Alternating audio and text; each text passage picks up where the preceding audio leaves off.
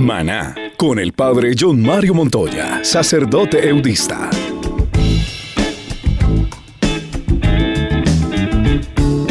Comprensión de la realidad a la luz de la palabra de Dios. Maná, el magazine espiritual que alimentará tu vida. Bienvenidos. Especial testimonio Cristian Hernández. Primera parte. Bendiciones en sus vidas, en sus hogares, en cada uno de ustedes. Que Dios les bendiga, que Dios les llene de paz.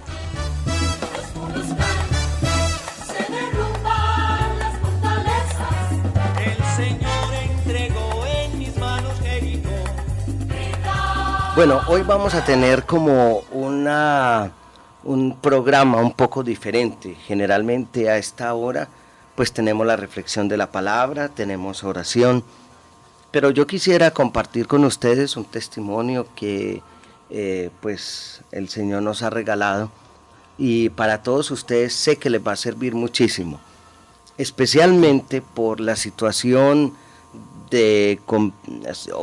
situación difícil de violencia, situación complicada de violencia por la cual ha estado atravesando nuestra ciudad. Y vamos a ver la obra que el Señor ha hecho en un hombre, la obra de Dios, la obra del Señor, la obra del Espíritu en un hombre que estuvo metido en situaciones difíciles, pero que se dejó tocar por el Señor.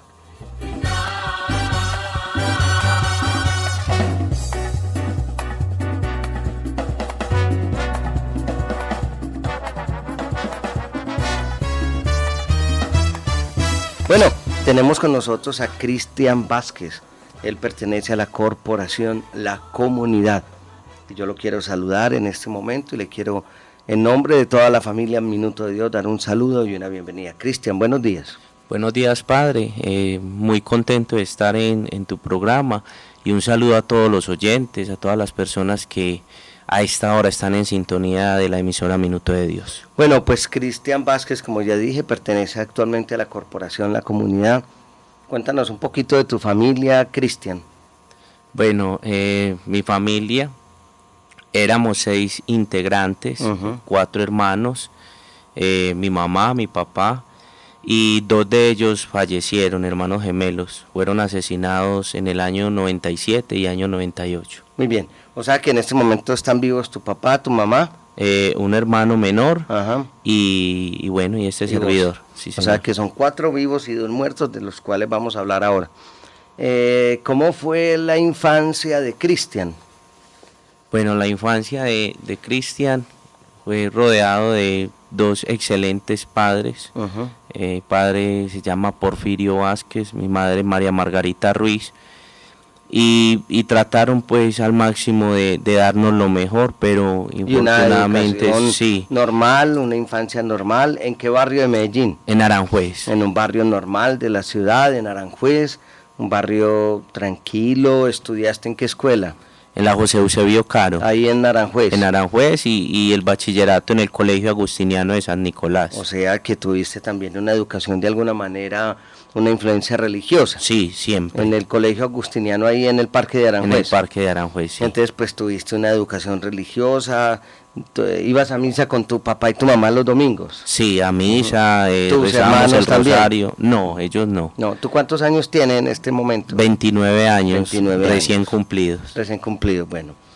Entonces una infancia más o menos normal. Sí, ¿cierto? Sí. Una familia normal, una familia tranquila, con una educación católica básica, si pudiéramos decirlo. Básica, esa es la palabra. O como decimos nosotros, a veces light, ¿cierto?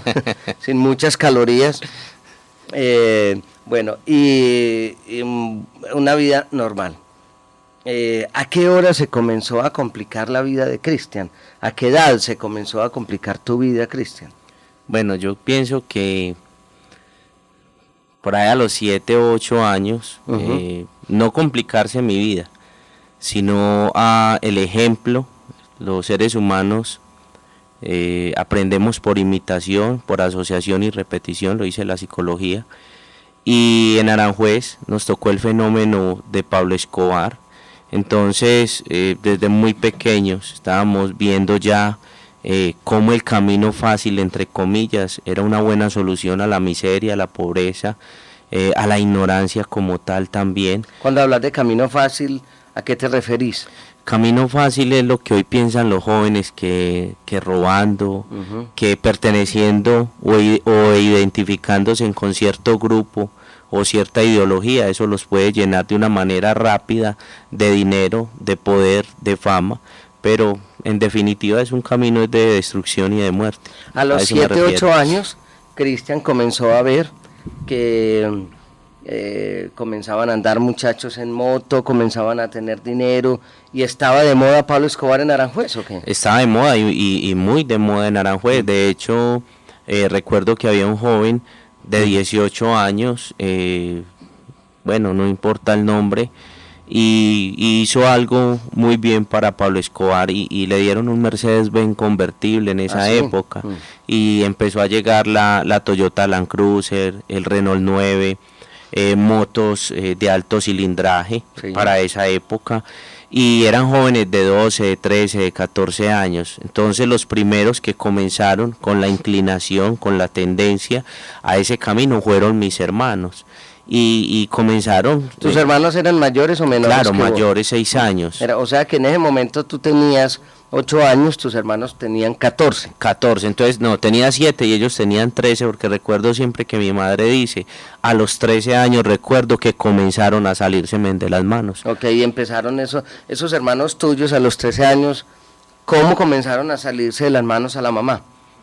Muy indisciplinados en el colegio. En esa época fue el Pascual Bravo, cuando lanzaban los petardos y prácticamente pues mantenían en un estado de terrorismo este colegio, y ellos comenzaron a inquietarse de cómo se hacían petardos.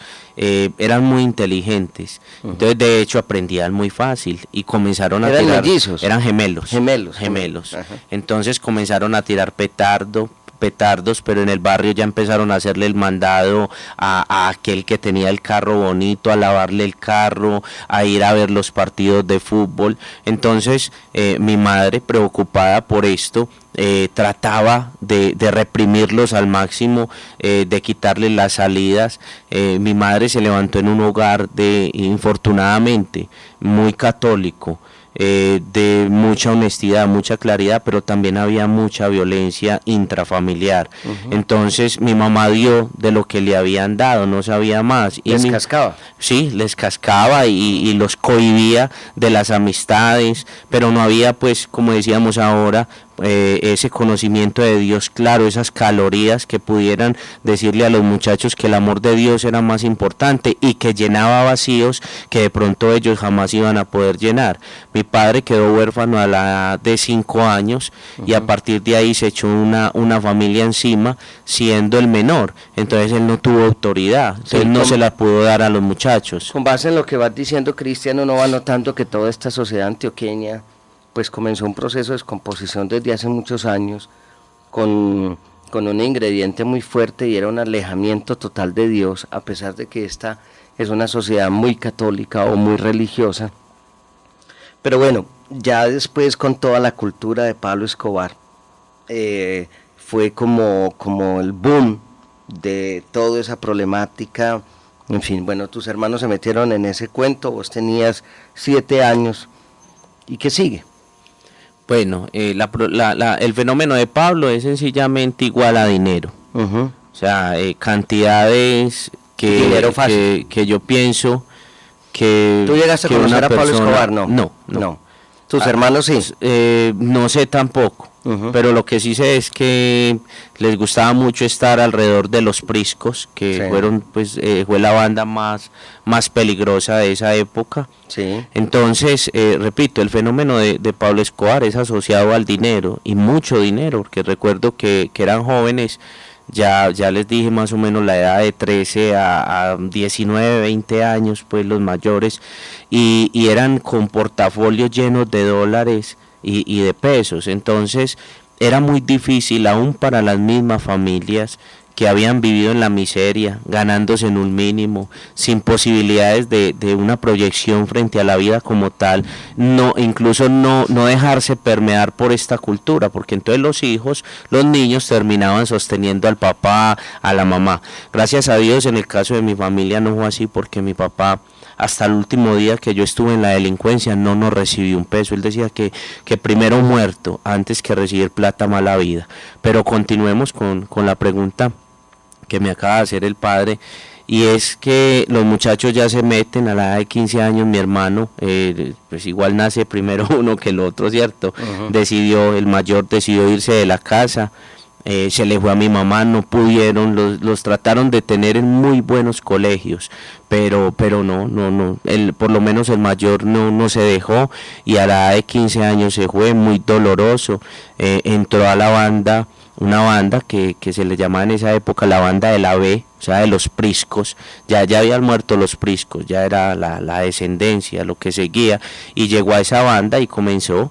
Entonces ya se veía plata, porque igual era mi hermano y yo lo tenía que tratar, y además que lo tenía como, infortunadamente lo voy a decir, como un ídolo. Yo veía a mi hermano como un ídolo y siempre quise llegar a ser como él, y de hecho lo logré. O sea, que él mantenía plata, armas, andaba en carros bonitos, en motos, tenía mujeres a su lado, parrandeaba. No eran ni de mujeres ni de parranda, ni viciosos, nada. Les gustaba era la plata y la delincuencia y el poder. O sea, ellos le decían a mi papá: ¿usted para qué trabaja tanto? Si vea usted cómo vive, a toda hora de un mínimo, ni podía darnos a nosotros lo necesario. Eso es por medio de la plata, y es a este lado, le decían a mi padre, por lo menos el mayor, y él decía que él a un rico no le trabajaba. Y de hecho eso lo llevó a la sepultura, ¿cierto? Porque igual como pensó, así actuó y así murió.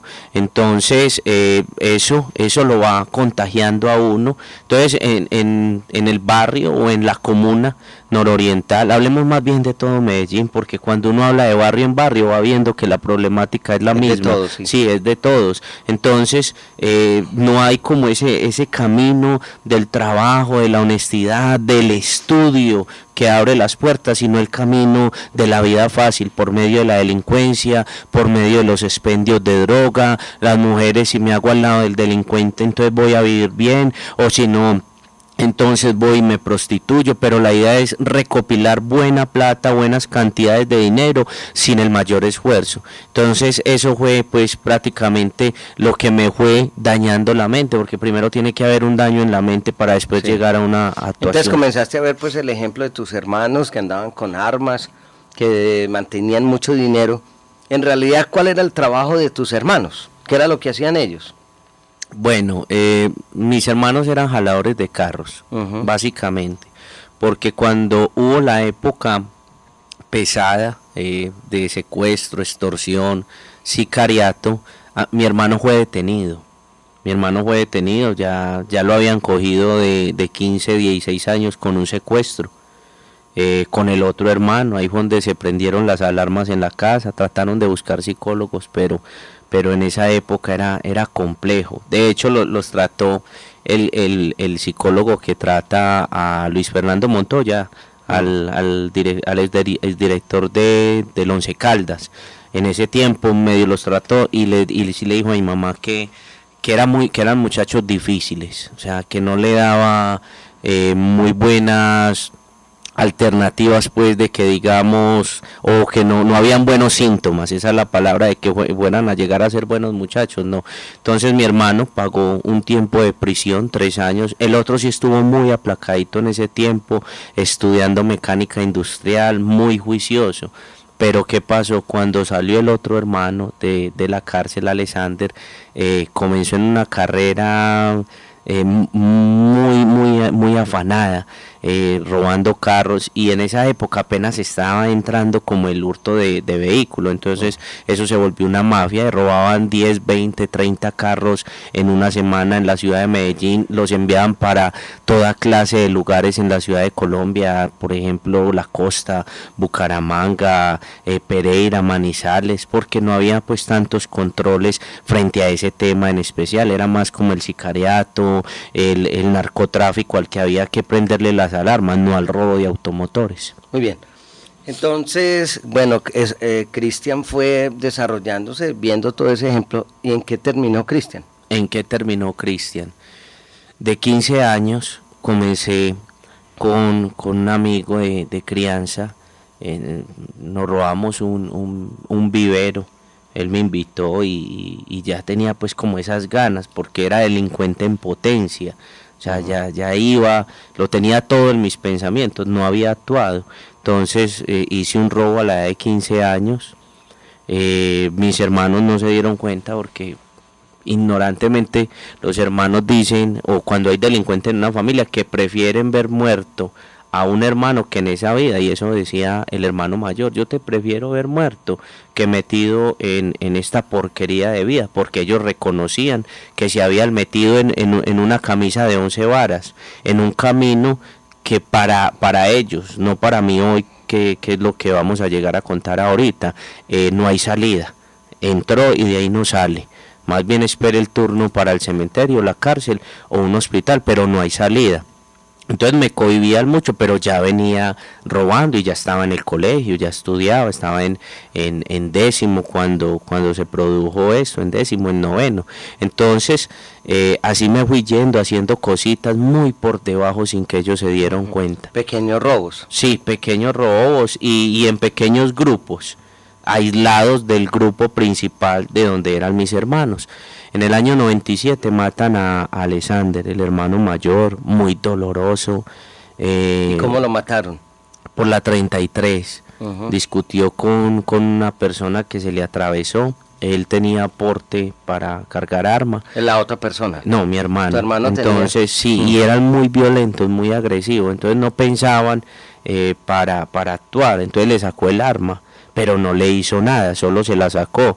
Entonces los otros amigos le decían, mátalo, mátalo, y él no lo hizo. Entonces el Señor le dijo, hombre, mira, no me hagas nada, perdóname, tal cosa. Entonces lo dejó ir, pero resulta que el hombre también venía armado. Entonces esperó a que él adelantara y le salió ya adelante. Ya venía, era la esposa manejando, y él con una pistola les disparó todo un proveedor, o la carga que trae pues una 9 milímetros, que es el nombre exacto, y a él le dio un tiro en una pierna, curiosamente, y esto desde ya debe empezar a servir como mensaje. Ese día se rezó, fue donde una bruja, se rezó de la cintura para arriba, y el disparo le entró, fue por la pierna y le subió.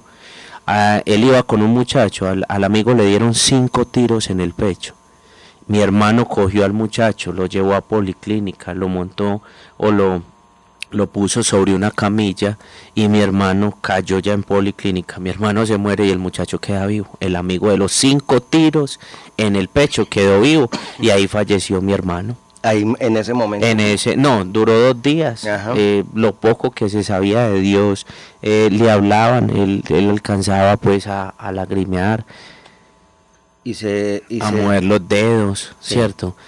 Nosotros contamos que le haya pedido perdón a Dios, porque una tía mía que hoy tratamos de evangelizar le habló que le pidiera perdón a Dios, que se encomendara a la Virgen, y él apenas lloraba, porque pienso que ya veía la muerte llegar. ¿No se detuvo al hombre que le dio estos balazos? No se supo quién era. Ok, eso fue en el año 97, primer golpe doloroso.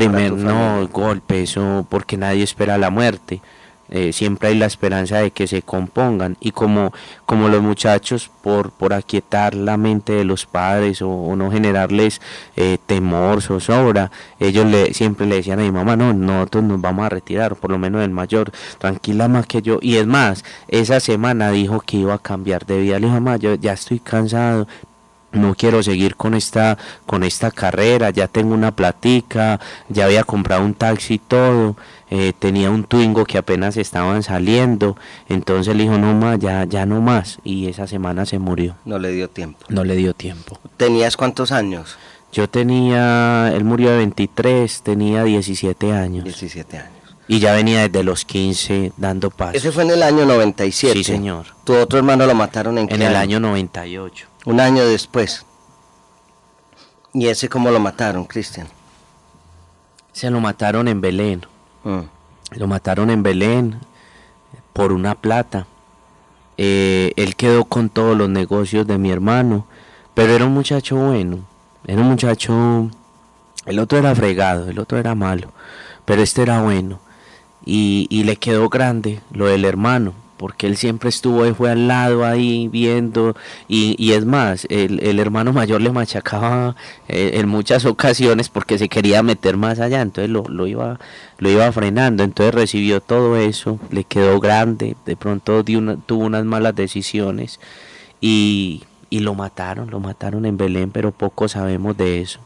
O sea, también fue a bala. Sí, a bala, él también fue a bala. ¿Cómo tu mamá y tu papá no quedaron locos? Un hijo muerto en el 97, otro en el 98, asesinados, un golpe tras otro. Yo recuerdo, padre, una imagen, eso fue un viernes en la noche. Yo entré a la casa, a la sala, y estaba mi mamá y mi papá sentados con la luz apagada. Entonces yo prendí la luz pues recuerdo las caras. Primera vez que lo cuento en un medio de comunicación. Las caras eran, o sea, como si estuvieran muertos en vida, como, ¿para dónde cogemos? Porque el sueño de una familia son los hijos, ¿cierto? Y verlos cómo se realizan poco a poco en el camino de la vida. Y ya no habían dos, y los mayores, y gemelos, que no es lo mismo saber que nacieron el mismo día y que ya en un año no hay nada, no queda nada, solo recuerdos, a pesar de, cierto, son hijos y son hermanos. Entonces mi mamá muy fuerte, mi papá muy débil. Mi papá, cuando le decían cogieron a uno de los muchachos, él se desmayaba, él no aguantaba mucho. Es un hombre muy noble. Mi mamá, por la crianza que le dieron, ese ambiente interior que le formaron, le permitió resistir más el golpe y como coger a mi papá y no, venga, arranquemos, que nos quedan dos hijos, vamos a hacer algo por ellos. Cristian, tú viendo ese, digámoslo así, tú ya te habías ido metiendo un poco en la delincuencia, pero ves que a tus dos hermanos los matan, uno en el año 97, otro en el año 98. ¿Cómo no? Eso no te detuvo, eso no te hizo pensar, pues madre, no puedo seguir con esta historia, no puedo seguir con este caminar? No, padre, yo pienso que yo estudio psicología, yo se lo había contado. Y hoy desde la psicología, pero sobre todo desde la fe y desde la palabra de Dios, uno va entendiendo cómo se van enfermando los seres humanos, las personas, cómo se enferma la mente, la voluntad, las emociones, la sangre, cómo se va contaminando. Y pienso que ya Cristian tenía un 70% de deseos, también de poder, de ganas de surgir, viendo a otros jóvenes ya contemporáneos conmigo que tenían su moto y no, yo arranco. Pero hubo algo que me hizo mucho daño y fue pagar servicio militar. No fue el ejército, fue pagar servicio militar con los mismos muchachos. Eso fue en el 98, el año que murió mi hermano. Y allá se aprende que si usted le lo descuadran, que es sinónimo de le robaron algo de su homenaje, ¿cierto? De la provisión que le dan a uno a la entrada. Usted tiene que cuadrarse como sea, no puede ir a poner la queja, porque si usted después se cuadra, entonces venga usted y aparece alguien que le robaron, usted le robó, así usted le haya comprado a otra persona. Entonces fui aprendiendo eso y me dediqué a robar mucho camuflado. Robaba camuflados, una cosita, en el mismo servicio militar. Entonces eso fue como un entrenamiento rápido. un curso intensivo de cómo ser delincuente y el manejo de armas. ¿Y estabas en el ejército? Estaba en el ejército, entonces ya muere mi hermano, salgo del ejército y veo todo el camino despejado, porque no están los que me decían, ojo, cuidadito, los que amenazaban a mis hermanos. Entonces a partir de ahí me dediqué a... Mi padre me puso a estudiar en Compuestudio, mecánica y reparación, mantenimiento y reparación de computadores. Y tenía muchos deseos de trabajar, pero no se había dado la oportunidad, y me ofrecieron robarme un carro. Me daban 180.000 pesos, que pues, no los había visto, porque lo que había hecho era pequeños robos, y me llamó la atención. Me robé ese primer carro, ya me robó el segundo y me tocó 1.000.000 de pesos. ¿Te dieron 1.000.000 de pesos? Ya me tocó 1.000.000, entonces ¿cómo 1.000.000 de pesos? Cuando tu papá se ganaba 400.000 pesos. Sí, era un mínimo, y pues nunca nos faltó nada. Yo no podría decir que el hambre me obligó a eso, o que no me dieron estudio, me faltó el vestido, o que alguna vez nos sacaron a la calle porque no pagamos arriendo. No, mi papá pagó su casa propia y nos dio el estudio, trabajando, quemándose las pestañas, esforzándose demasiado, pero era más fuerte esto, era más fuerte este deseo que había ya en mi corazón por tener dinero y rápido, tener carro, tener moto, vestir muy bien, y así me fui metiendo, padre. Ok, te dieron 1.000.000 de pesos por el segundo robo, y de ahí, ¿qué siguió? De ahí... Bueno, te dieron 180.000 pesos por el primer robo del carro, 1.000.000 de pesos por el segundo robo del carro, y de ahí, ¿qué sigue? La adicción, porque primero se hace por curiosidad. ¿Comenzaste fumando marihuana o qué? No, como mis hermanos no fueron viciosos. Mire, y aquí para todos los padres y los jóvenes que nos escuchan, el ejemplo. Miren el ejemplo, como yo no vi ese ejemplo de ellos, no estaba programado en mi mente, o sea, no era una prioridad, pero sí el robo de carros, y no el robo de carros, la plata. ¿Sí me hago entender? Entonces empecé pues por esa curiosidad, porque siempre hay la curiosidad, unido a la inexperiencia y las ganas que había y la fuerza, porque no es lo mismo la fuerza de un joven de 16, 17 años a la fuerza de un hombre de 40, 50 años, esa vitalidad para hacer las cosas, ¿cierto? Esa fogosidad, como se dice. Entonces, por curiosidad, después por placer, después por necesidad y después por dolor, que ese es como el proceso que se da también en un drogadicto, porque es que el robo también es una adicción. ¿Tu adicción era el robo? El robo. Era la droga, era el robo. La droga no, hasta cierto momento de mi vida. O sea, comencé robando, gastando, vistiéndome, ya me había ido de la casa también, desde los 16 años, de 17 años. Fui con esas ganas de irme, salí del ejército y rapidito me fui, ya era 98, salí y me fui de la casa. Entonces comencé a robar, a vestirme bien, y me entraba a las 7 de la noche, vivía con una joven y me entraba a las 7 de la noche, muy juiciosito, muy al estilo de lo que era mi hermano mayor, que uno no lo veía a 8 de la noche en la calle, pero después sí fui conociendo la droga. Fui conociendo, porque los otros amigos sí se quedaban, y era muy madrugador, porque en las horas de la mañana se tenía la concepción que se podía hacer plata.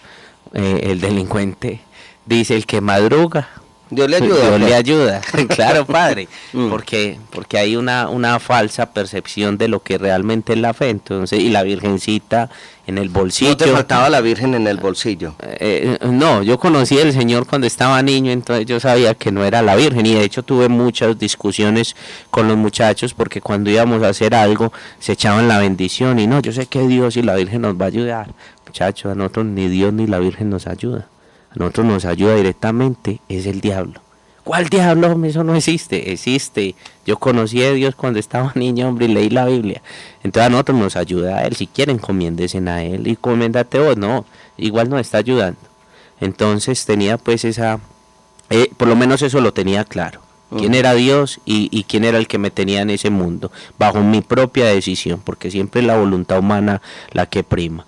Entonces, Resulta pues que comencé con el robo de automotores, los muchachos pues con la Virgen, que el que madruga Dios lo ayuda, y madrugaba demasiado, pero cuando madrugaba veía a los muchachos que los había dejado por la noche con la misma ropa y amanecidos, y eso me empezó a inquietar, porque los veía uno en sano juicio, normal, digamos, robaba uno en el día o trabajaba, porque uno decía vamos a trabajar, ¿cierto? También algo equivocado. Y los muchachos seguían todo ese día y al otro día y lo mismo. Entonces un día sí me fui quedando ya hasta las 10, hasta las 11 y veía que consumían algo blanco. Le pregunté a uno que qué era y me dijo, no, eso es perico o cocaína. Pues se utiliza en los barrios, que es el perico. Entonces me dio por probar, padre. La curiosidad también. Venga, yo pruebo a ver a qué sabe. Y me quedó gustando la cocaína, pero así como fui para el robo, fui para la droga, muy adicto y muy, o sea, hice un curso intensivo de eso.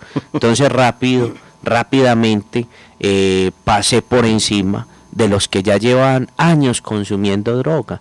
Entonces comencé probándola porque otro me daba. Después yo ya compré mi dosis y ya le daba otra. Después me empecé a preguntar por los expendios o las plazas de droga, entonces ya monté mi propio negocio. Entonces vendía. Siempre has sido emprendedor. Sí, señor. Comercializaba y me la consumía. Entonces comencé con la de perico, después con la de bazuca, después había una sociedad por ahí con una de marihuana y entonces invertí y di como 5 millones y entonces también me metí en la de marihuana, empecé a tomar, después siempre me había inquietado que eran los striptease, ¿cierto? Porque mi papá pues nunca ha sido de eso, yo nunca he escuchado a mi mamá que diga, vea, ahí saqué a tu papá que estaba con una mujer en un burdel. No, mi papá muy juicioso, muy de la casa, mi mamá pues un ejemplo total. Al día de hoy van para 37, 38 años de casado, piense solo en eso, después de tanta tragedia y juntos y no separarse. Entonces me inquieté por eso y también me metí en eso, un día fui a un bar, omito decir el nombre, por allá por las empresas públicas, y iba con alguien y me dijo, Cristian, yo no me imagino que usted vaya a venir donde estás gordas. Entonces le dije, no, usted sabe que ahí me gusta lo bueno. Entonces yo normalmente pagaba con mis amigos, o mis amigos y yo mejor pagábamos en sitios donde hay mujeres trabajadoras sexuales, hasta 600, 1 millón de pesos en cuentas. Entonces yo le dije, no, es que yo donde me meto es en lugares finos. Caché. Sí, prostitución caché. Sí, por lo alto. Y resulta que el amigo de crianza con el que me hice delincuente sí le gustaba eso, porque él decía que eso era humildad, ¿cierto? Entonces se metía allá y una vez bajo, me dan una plata, me dan como 5 millones de algo que hicimos y me dice, vení me la pagas acá. Vení, me la das acá. Entonces le dije, no, yo allá no me meto. Y me dijo, hermano, yo necesito mi plata también. Entonces, en ese mundo hay condiciones, ¿cierto? Y dicen que la plata de la droga y el robo es sagrada. Entonces, claro, como era la plata de él, yo debía llevarle la plata porque ya se había hecho todo. El trabajo. El trabajo. Entonces llegué y me dijo, entra. Y le dije, no, aquí le doy la plata. Me dijo, entrate, vení. Yo sé que a vos no te gusta esto, pero entra por lo de mi plata. Entonces le dije, venga, pues entremos. Cogí mi arma, me la puse en mi cintura y me senté. Entonces me tomaste una cervecita, un trago, y no una cerveza, que ya me voy, me tomo una cerveza y me ofrecen algo que se llama una dosis, pero el término vulgar es un pase de perico.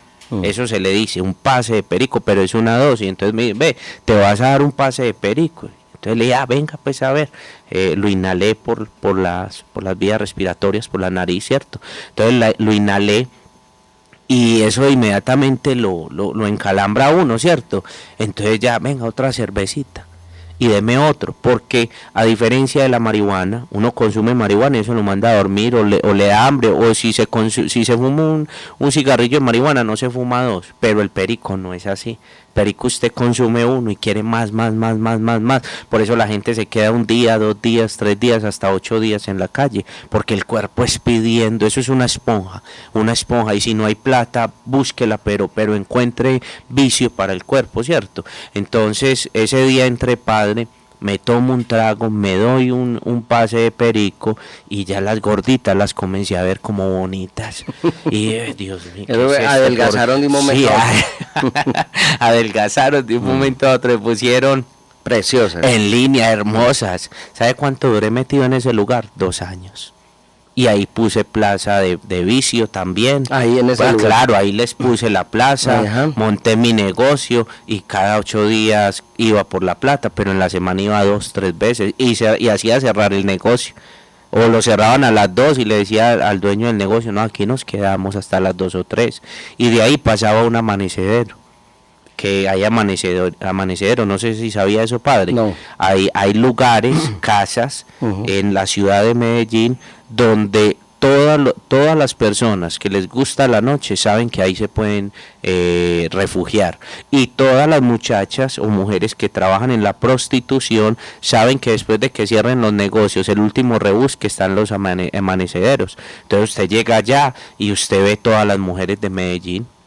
Si no están en ese, están en el otro. Entonces usted por eso se llama amanecedero. Puede uno amanecer bebiendo y consumiendo. ¿Hasta qué horas amanecías bebiendo y dándole ahí a la cosa? Llegué a quedarme 8 días, padre. 8 días metido en un 8 días. Yendo a la terraza, una banda de Manrique, yendo a San Pablo, a Guadalupe, a Aranjuez, claro, en el carro para allí para acá con 2, 3 millones. Y hasta que no acabara los 3 millones. Hasta que no empeñara, vea pues lo que hacía, empeñaba cédula, carnet del seguro, pase de carro, pase de moto, la cadena, el reloj, los anillos y un carnet desmovilizado, porque soy desmovilizado también. Hasta que no hacía todo eso y hasta que no acababa con una tienda donde me hacía todo el licor, no me entraba. Y entonces me podían dar 8 días, porque era mucha la plata que... Entonces no dormías, ¿o qué? No, es que uno no duerme, padre. No dormías. Y el problema es que si uno entra a la casa, no duerme. Es uno en un desvelo y un desespero, porque es cambiar el sereno por el calor de hogar. Pero como la mente está con el sereno conectada, por decirlo así, aunque se esté haciendo daño, cuando uno entra el calor, antes lo levanta más y es el desespero y para allí para acá, entonces nos salgámonos más bien y amanezcamos. Especial testimonio Cristian Hernández. Primera parte. Continuará. Hasta aquí, Maná. Escúchanos de lunes a viernes a través del canal de videos de YouTube Padre John Mario Montoya. Si deseas contactarnos, encuéntranos en las redes sociales, Facebook, Twitter e Instagram. Si te gustó nuestro contenido, no olvides compartirlo.